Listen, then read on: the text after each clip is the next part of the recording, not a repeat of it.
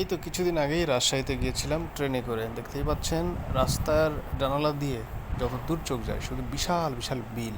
সেই বিলে ছিল প্রচুর পানি এবং একটু পর পর দেখা যাচ্ছিল মাছ ধরার যে এরকম একটা নেটের যে ঝাঁপি থাকে সেটা একটু কয়েক হাত পর পর এরকম রেডি করা ছিল, সেট করা ছিল যাতে মাছ ধরার জন্য।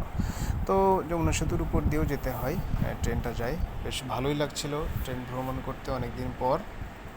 আপনারা যারা ট্রেনে করে রাজশাহীতে আসতে চান তাদের জন্য আমি বলবো যে বনলতা এক্সপ্রেস বেস্ট চয়েস, কারণ এই ট্রেনটার ভিতরে এত সুন্দর, এত চমৎকার। ডেফিনেটলি স্নিগ্ধাতে যাবেন।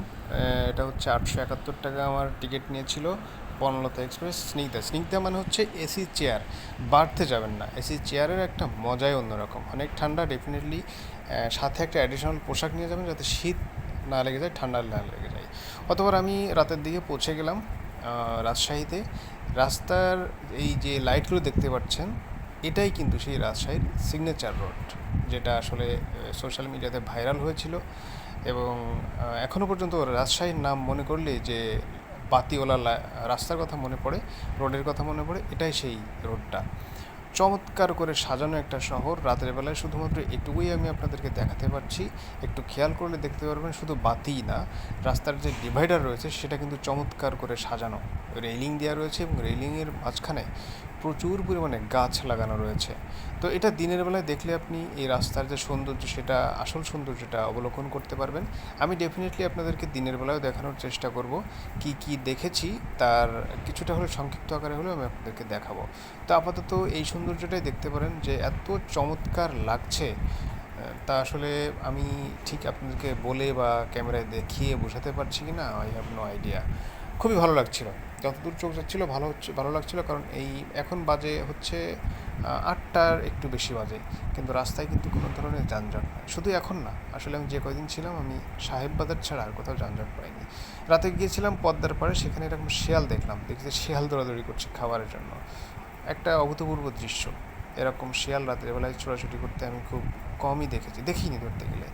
তো সকালবেলায় বৃষ্টি হচ্ছিল, আমি যেখানে ছিলাম ওটা জানালা দিয়েই আসলে দেখছিলাম যে বৃষ্টির সময় কেমন লাগে। নিশ্চয়ই দেখে বুঝতে পারছেন রাস্তার ওই পারটাই দেখা যাচ্ছে এখান থেকে, কি সুন্দর করে সাজানো দেখেছেন, ফুল গাছ দিয়ে এবং অনেক সবুজারণ্য করা, একদম গালিচা বানানো। বৃষ্টির সময় রাস্তার আসলে কোথাও আমি ভাঙা পাইনি। রাস্তা যে রাজধানীতে যে অবস্থা থাকে তার কোথাও আমি ভাঙা পাইনি। খুবই ভালো লাগছিল বৃষ্টিতে, অনেক ঠান্ডা লাগছিল। রাজশাহীতে যেমনটা গরম হওয়ার কথা তেমনটা গরম এই মুহূর্তে আমাকে লাগছে না। খুব ভালো লাগছিলো। এই মাঝে মাঝে এক একটা অটো কিংবা মোটর বাইক কিংবা 4 চাকার গাড়ি হুশহাস করে ছুটে চলে যায়, এই যা, আর তেমন কিছুই না। তো বৃষ্টি ছাড়া তো রাজশাহী মানে প্রথম দিনটা শুরুই হলো বৃষ্টি দিয়ে। দেখা যাক পরবর্তী দিনগুলো বা পরবর্তী স্টেপগুলো কেমন হয়, সেটা দেখার পালা।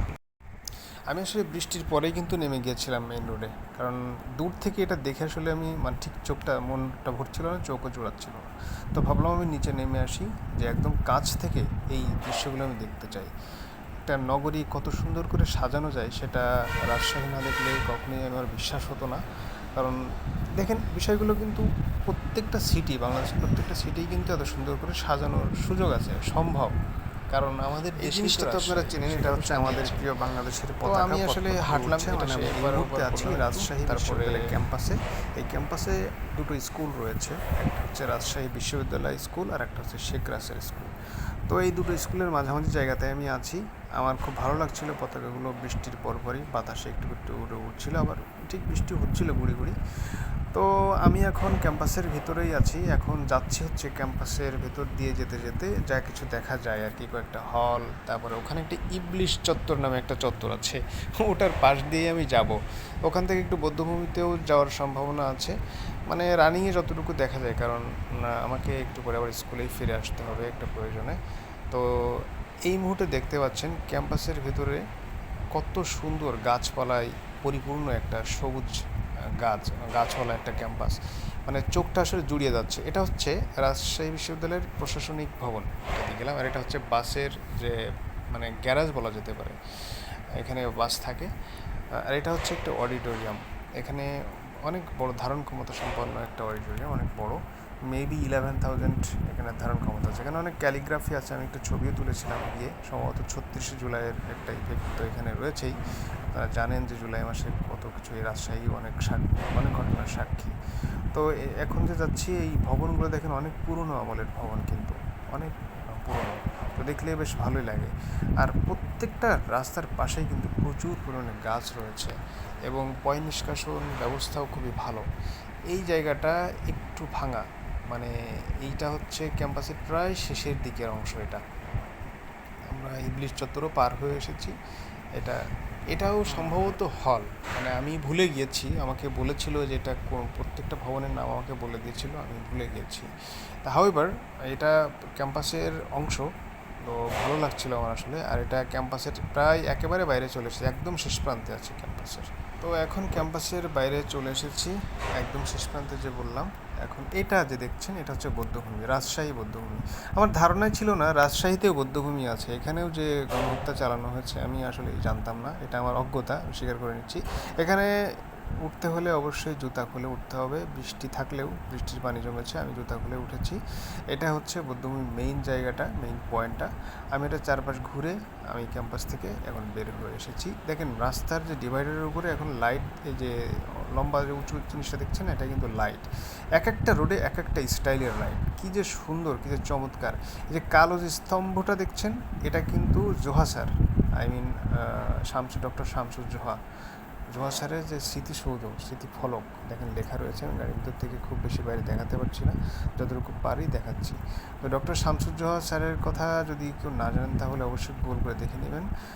ডক্টর শামসুজ্জোহা এই যে রাজশাহী বিশ্ববিদ্যালয়ের এটা মেইন ফটক কিন্তু। জোহা স্যারের কথা যেটা বলছিলাম, জোহা স্যার কিন্তু সেই স্যার যিনি তার এরশাদের সময় যে আন্দোলন হয়েছিল, সেই সময় তিনি তার ছাত্রদেরকে গুলি করতে মানা করেছিলেন। তিনি নিজে বুক পেতে দিয়েছিলেন, বলেছেন যে আমার স্টুডেন্টদের গুলি করতে হলে আগে আমার বুকে গুলি চালাতে হবে, তারপর তোমরা কোথায় গুলি চালাবে তোমাদের ব্যাপার। এই সেই জোহা স্যার। হাউএভার রাজশাহীকে শিক্ষানগরী বলা হয়, তার অনেক কারণ রয়েছে। এখানে অনেকগুলো স্কুল রয়েছে, ইউনিভার্সিটি রয়েছে। রাজশাহীতে বেশ কিছু শিক্ষা প্রতিষ্ঠান রয়েছে, যেগুলো হচ্ছে অষ্টাদশ শতাব্দীর একদম প্রথম দশক দিকে করা। যাক, এটা হচ্ছে সিএনবি মোড়। এই সিএনবি মোড়ের দুই পাশে কিন্তু বেশিরভাগই সরকারি স্থাপনা, আর একদম মাথায় গেলেই বেড়িবাঁধ। তো এই দুই পাশে, রোডের দুই পাশে কিন্তু প্রচুর পরিমাণে স্ট্রিট ফুড রয়েছে। যারা স্ট্রিট ফুড লাভার রয়েছেন তারা কিন্তু বিকালের পরে, আই মিন সন্ধ্যার দিকে বেশি জমজমাট হয়, বিকালের পরে, আই মিন আসরের পরে এদিকে চলে আসতে পারেন। আসলে অসংখ্য পদের স্ট্রিট ফুড এখানে পাবেন। তো ফিরতি পথে ফিরে আসছিলাম হেঁটে, দেখলাম যে চমৎকার এরকম একটা ওভারব্রিজ রয়েছে, একদম সাদা, মনে হচ্ছে যেন আমেরিকান কিছু একটা, হোয়াইট হাউসের কিছু একটা হবে এরকম লাগছিল। খুবই ভালো লাগছিল আমার কাছে এটা।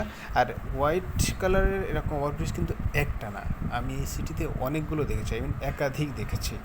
তো দেখেন কি সুন্দর। আর এটাও একটা সরকারি কী যেন একটা কলেজ, দূর থেকে দেখতে পাচ্ছিলাম না। আর এইগুলো হচ্ছে বাংলাদেশে যে জুলাইয়ের যে ঘটনাগুলো ঘটেছে বাংলাদেশে, তার একটা স্মৃতি ওটাতে দেয়ালে সাক্ষ্য বহন করছে।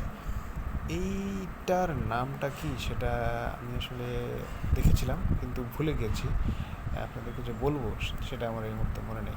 হাউএভার আমি এখন ব্যাক করছি আবার আমার।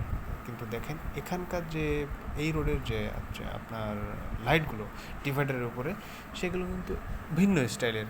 তো এখন পর্যন্ত কিন্তু 3 রকমের লাইট আপনারা দেখে ফেলেছেন। এগুলো লাইট দেখতে খুবই চমৎকার, এগুলো কিন্তু অনেক আলো হয়, একেবারে এগুলো সাদা আলো হয়। তো এগুলোর ডিভাইডারের উপরে কিন্তু গাছ লাগিয়েছে, এগুলো আস্তে আস্তে বড় হবে। তো কাজ চলমান রয়েছে। এটা হচ্ছে আম চত্বর বলা হয় এটাকে। তো এই প্রথম মনে হলো যে আমি রাজশাহীতে এসেছি, কারণ রাজশাহী মানেই আম বললে একটা ব্যাপার সবার মনে পড়ে যে রাজশাহী মানেই আম। তো আমের একটা চত্বর এই প্রথম চোখে পড়লো। তো রাজশাহীতে আসলে অবশ্যই পদ্মার পাড়ে আসবেন বিকেলবেলা, না আসলে রাজশাহী আসাটাই আপনার বৃথা হয়ে যেতে পারে। তো আজকে এই পর্যন্তই, আল্লাহ হাফিজ।